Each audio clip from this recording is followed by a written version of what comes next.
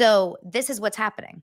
TMZ first reported it, then all of a sudden everywhere got picked up. Everyone started picking it up. And if you Google Justin Baldoni, Blake Lively, it's every single outlet is posting this. It's on the front cover of Page 6, Daily Mail, TMZ, every article, and including big journalists are covering it. And it's weird because it's actually not really true. Now, it says Justin Baldoni's $400 million lawsuit. I mean, it is true, but it's not. I'll explain.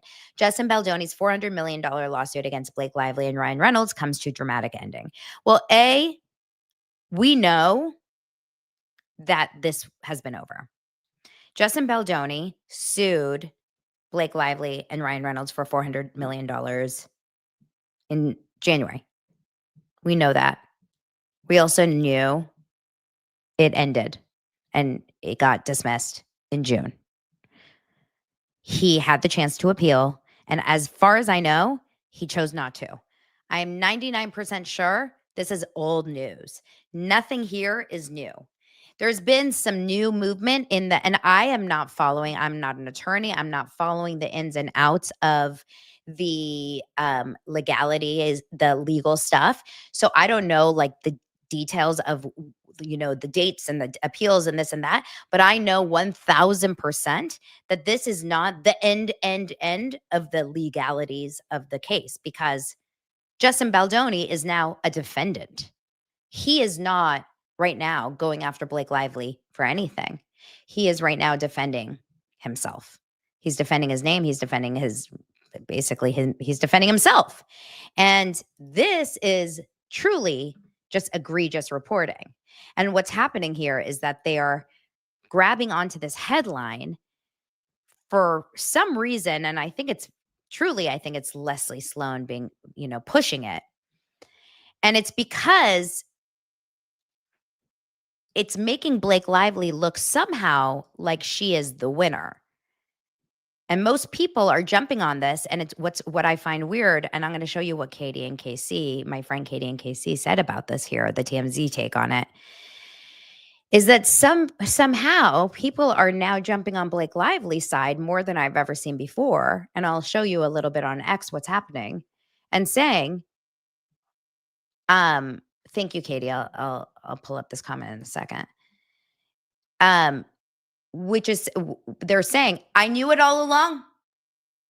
Blake Lively has been the recipient of a smear campaign this whole time. I knew it.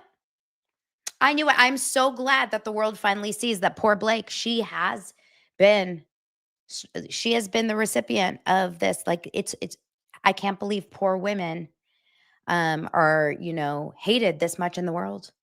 Et cetera, et cetera, et cetera. It's like wild.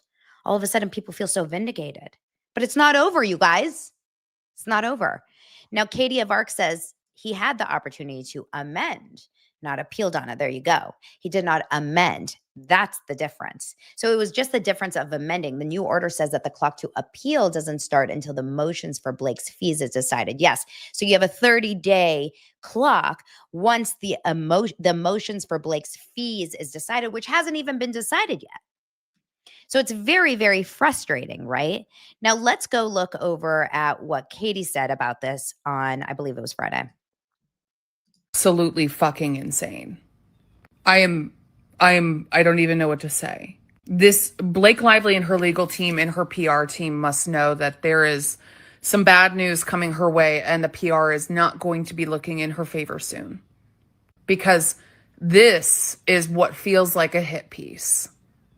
Justin Baldoni does not appeal the Blake Lively lawsuit dismissal. Justin Baldoni accepts loss in Blake legal war, but she's not done with him.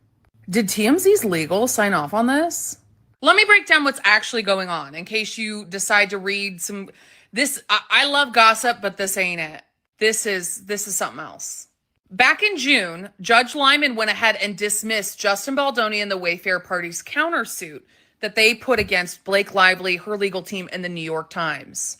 Today, the judge entered a final judgment for the whole entire case, stopping it in its tracks in the trial court.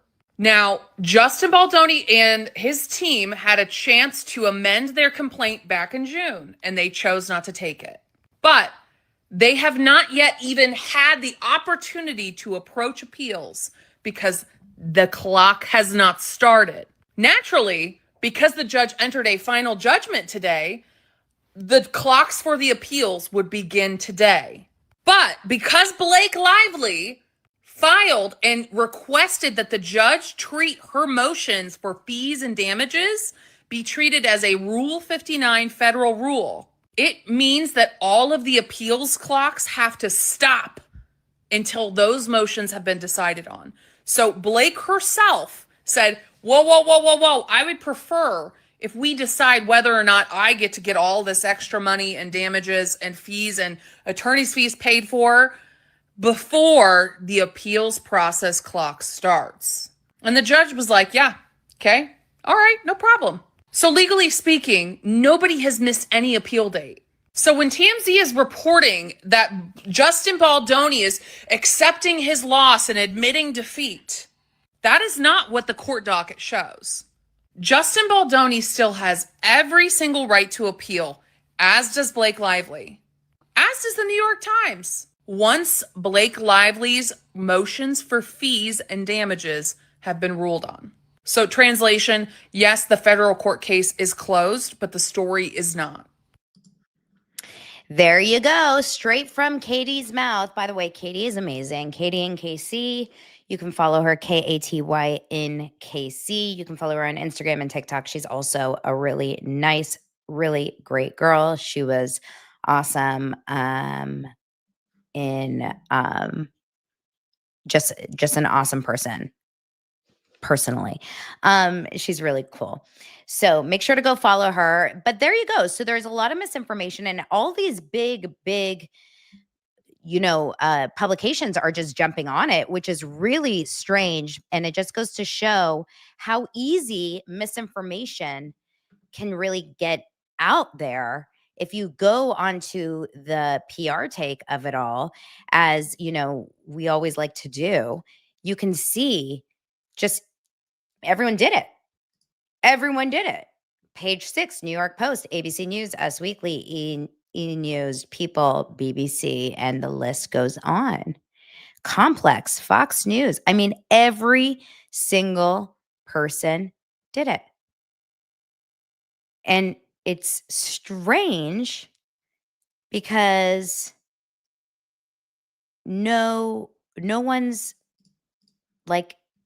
actually looking into it. No one's really looking into it. And that's fine. I mean, you can almost just let it. Oh my God, how funny. The New York Times, we can bury anyone inside a Hollywood smear machine. Remember that? Remember that article, guys?